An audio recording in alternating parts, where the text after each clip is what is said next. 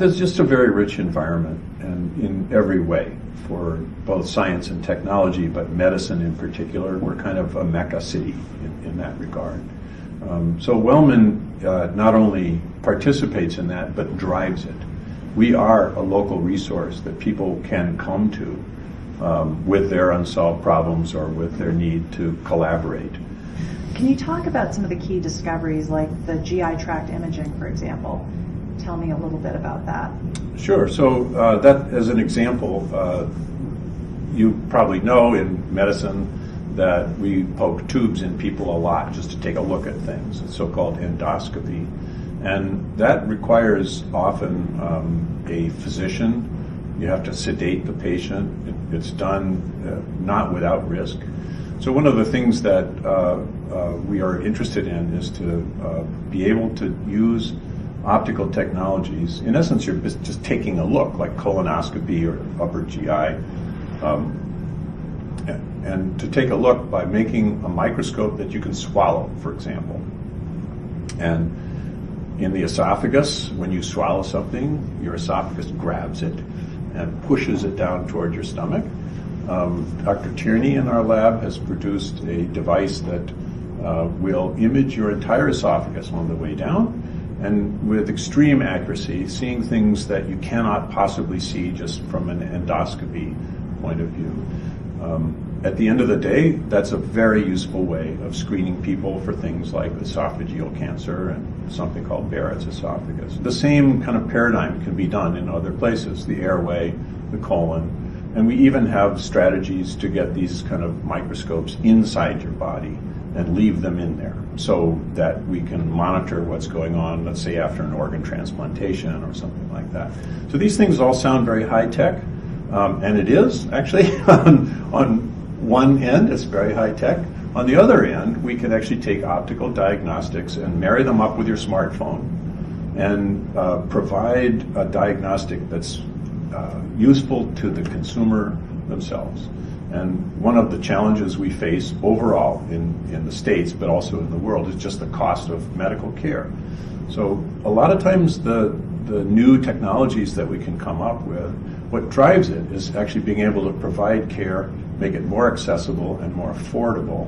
And that's one of the drivers behind this kind of live microscopy. And to your point, you can also apply it then to other technologies or specialties. Sure. One of the things so we're probably the best lab in the world for this detailed imaging microscopy in the human body. And one of my dreams is to take that ability to see things in great detail and make it the front end of robotic devices. So you take therapies and you take high-speed imaging, you put them together, and you have a capability that literally doesn't exist right now anywhere in medicine. We haven't done that yet. I'm just saying, there's these opportunities to taking the platforms that we have already invented and discovered and kind of putting them together. At a place like WellMan, it has a unique capability of focusing on specific problems that it's looking to solve. And the nature of the problems are such that they are solvable, but more importantly, they're important.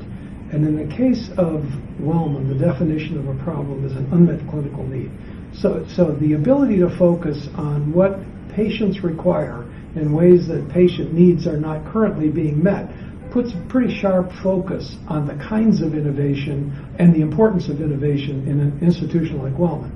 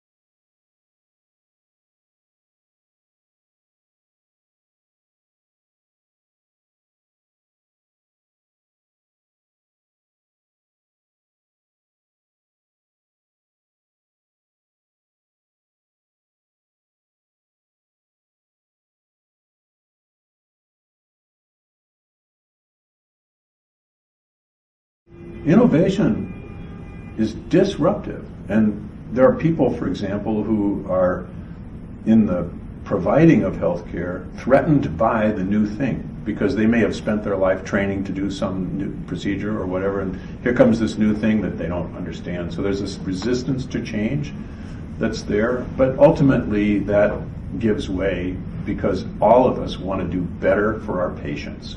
And if you just keep that one thing in mind, what is it that's best for the patient, then all of the forces line up. Everybody from the hospitals to the doctors to us at WellMan, the scientists, to the insurance companies even, what is best for the patient is the leading thing. And we try to come up with things that don't make healthcare more difficult to provide or more expensive. We actually, these days, it's actually a very reasonable thing to start on a problem which is well handled by the current healthcare system, but it's too expensive.